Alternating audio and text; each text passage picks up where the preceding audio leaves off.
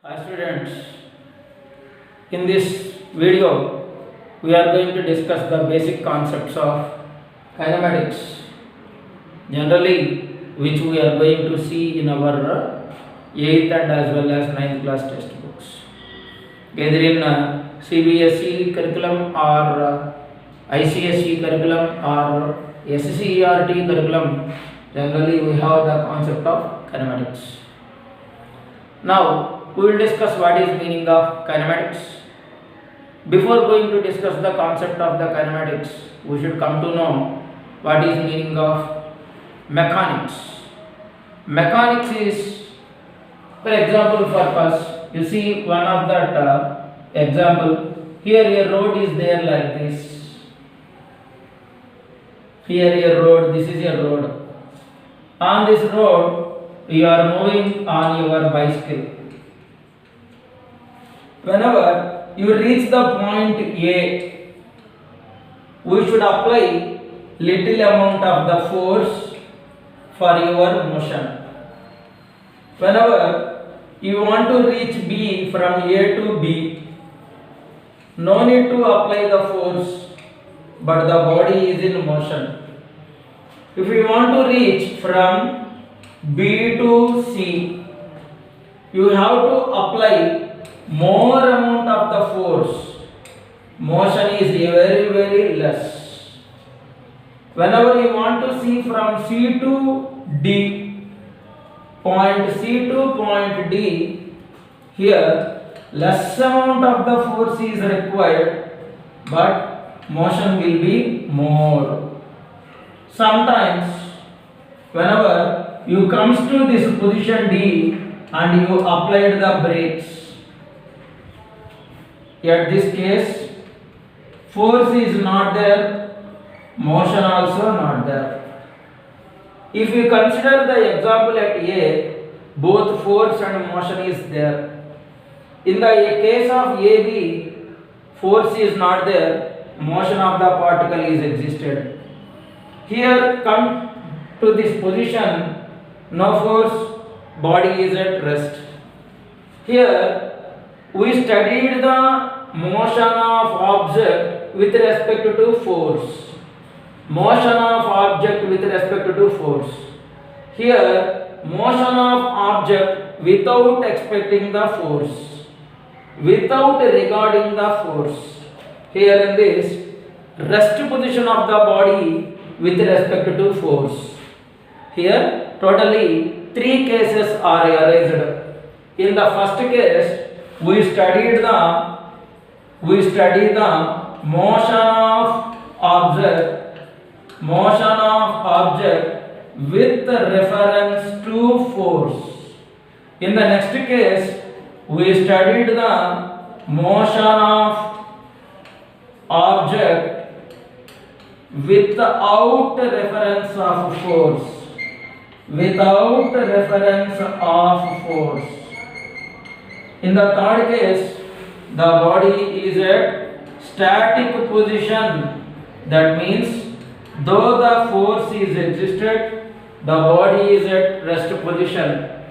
Now here totally we applied the mechanical energy for the movement of the body. That branch of physics is called mechanics. The branch of physics which discuss about the force regarding the motion of the body is called mechanics. Now mechanics is of 3 types. Number 1, kinematics. Number 2, dynamics. Number 3, statics. Now what is the meaning of kinematics? Kinematics is a branch of mechanics which is used to study the motion of object without a reference of force. Dynamics is a branch of mechanics which is used to study the motion of objects with reference of force. Statics is a branch of physics and as well as a branch of mechanics which is used to study the rest position of the body with reference of force.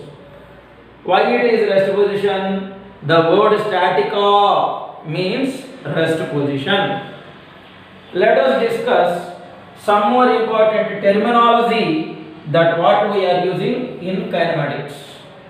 That first terminology we are going to use as rest. What is meaning of rest? Generally, we are going to use the term rest in various cases. I am taking rest, the world is at rest, universe is at rest, bench is at rest. General terminology, but the original terminology and the definition is the constant position of your body with respect to time and surroundings. The constant position of the body with respect to time and surroundings is called rest. What does it mean? For example's sake, our school is there. Last year the position of the school here only, this year also here only, next year also here only. Means the school is at a rest position. Means with respect to time the position does not changes. For example, I am at rest. That means my position does not change with respect to surroundings and as well as the time. That is the meaning of rest. So always we should compare our position with respect to the time. Okay, now let us come one more example or one more definition, that is motion. Here motion is one of the word which we are going to use in a very familiar manner. Now what is meaning of motion? For example, consider a body. This is a bus which is at a place A. After certain time it is moving towards the place B. After certain time it is moving towards the place B. In this time interval the body is in motion. At place A the position of the body is not changed, means the body is at rest. Even at place B also the position of the bus is not changed. This means the bus B is at rest.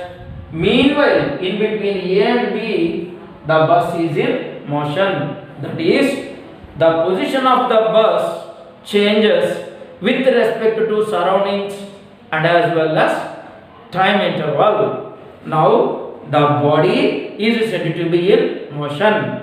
Till now, we discussed the concept of rest and as well as motion. The constant position of the body with respect to time and surroundings is called rest.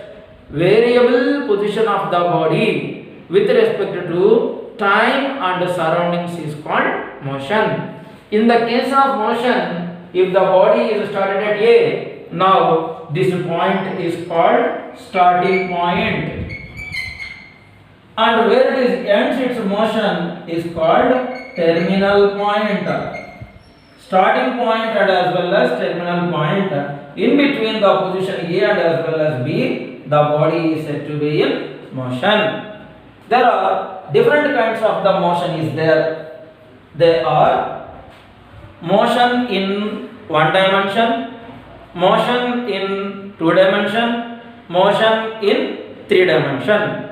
Now let us discuss what is the meaning of motion in one dimension, motion in two dimension, motion in three dimension. For example, I throw a ball.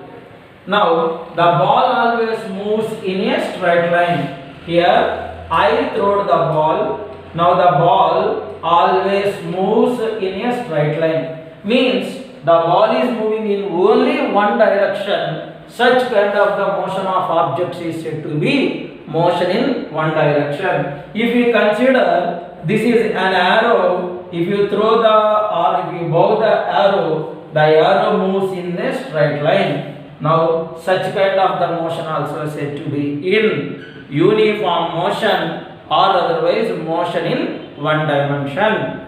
Then what is motion in two dimension? Motion in a two dimension can be, for example, if we can resolve that motion into two coordinate axes, that is x-axis and as well as y-axis, such kind of the motion is said to be two-dimensional motion. Then what is three-dimensional motion? If the motion is considered or motion is divided into one more axis, that is nothing but z-axis, then it is said to be three-dimensional motion. Totally, the motions are totally divided into three categories: unidimensional motion, two-dimensional motion, and as well as three-dimensional motion. Now, let us discuss one more fundamental topic, that is vectors and scalars. The topic is vectors, scalars. One more common terminology that we are going to use in dynamics or generally in physics is scalar quantity and vector quantity. First of all, let me discuss what are the examples of scalar quantity. What is the distance between your school and house? For this question, answer may be 1 kilometer or 2 kilometer or nearby. In which direction it is, then we can say either towards east, west, north, south, northwest, like that. What is your height? 10 meters or 1 meter or 3 meters, like that we can say. Here, in the case of height, we are not using the direction. We are using only magnitude. How many benches are there? 10 benches are there. These 10 benches are not there in the east direction, west direction or south direction. Here, no need to represent the direction. Numerical value, that is magnitude only represented, that is called scalar quantity. With magnitude and direction is represented, it is called as a vector quantity. The physical quantity which has only magnitude without any direction is said to be scalar quantity. The physical quantity with both magnitude and direction, it is said to be vector quantity. Now come to these definitions. They expressed in magnitude only, means numerical value only we are utilizing. No need to use the direction. Vector quantity, they are expressed in both magnitude and direction. Physical quantity with magnitude only called scalar quantity. Physical quantity with both magnitude and direction is called vector quantity. These are all scalars, simply numerical values. Then we can add, multiply, subtract them easily. They can be added by simple arithmetic means. Here they have direction also. To do the direction process, a resultant is required. So for that, we can't do simple arithmetical process in the case of vectors. It does not have direction. So we can't easily plot on the graph. Why? Because graph is a method which is used to represent the scalar quantity. By using the graph, we can bifurcate the system into the parts. So here the direction is there. We can represent the direction of a vector easily by plotting on a graph. These are all the basic ideas about the scalar quantities and as well as vector quantities. Let us discuss what are the basic parts of a vector quantity.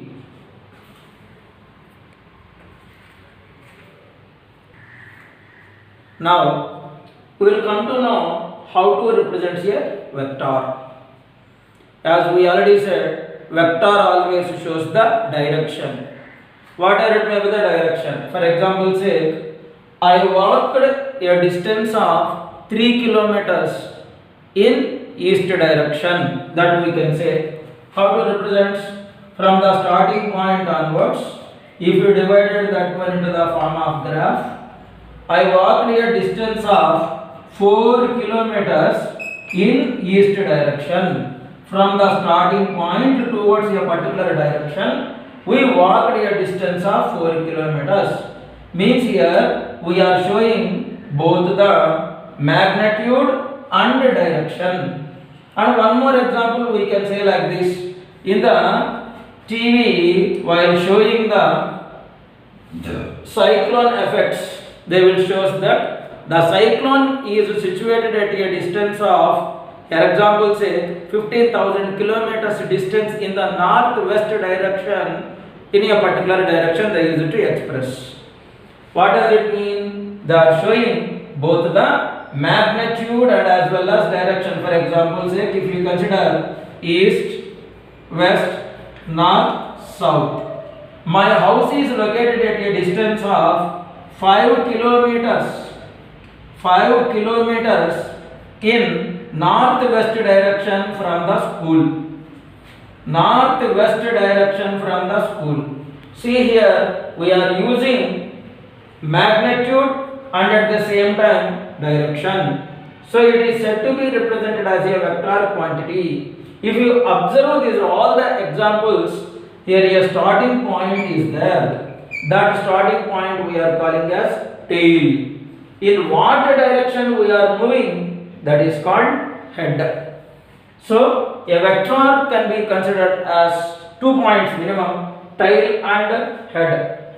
This means in the particular direction we are showing, for that cycle that is called directed line segment.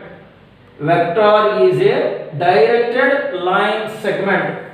Its length indicates magnitude. Here the magnitude example is 4 kilometers. Here the magnitude example is 5 meters or something, whatever it may be. Units are quite common.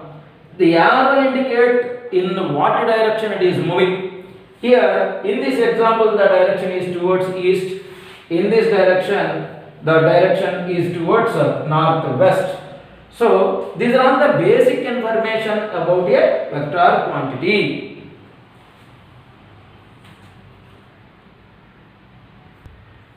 Yeah. Now we are going to discuss a very important fundamental topic in kinematics: distance travelled and displacement. Distance travelled and displacement. For example, if you consider I want to move from place A to place B. Place A to place B. We can move from place A to place B in the straight manner. Directly we can move. For example, you want to move from school to house. Directly you can go to the house.